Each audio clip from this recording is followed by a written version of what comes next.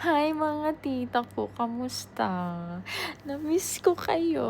Na-miss niyo ba ako? Siyempre, hindi niyo ako kilala eh.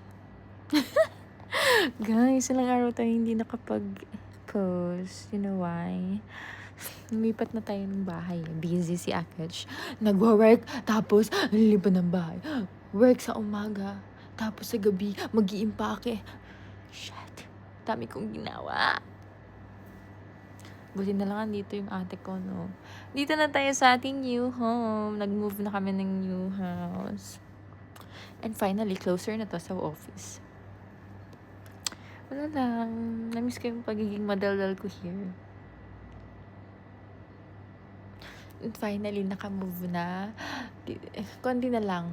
Maayos na tong room na to.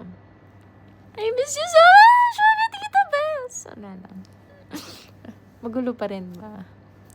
Alam kong dapat hindi ako gumagawa dito ng content. Siguro dapat sa ibang account ng... Wala lang. I just miss you so much. Di ba sabi ko, pag miss ko kayo. I mean, pag nagsabi ko, I miss you so much dito. Namimiss ko yung sarili ko. Ganun. Like, the dal-dal in me is nawawala. I mean, nawala siya this past few days. Guys. Lala. Parang bakla ang putek. Bye!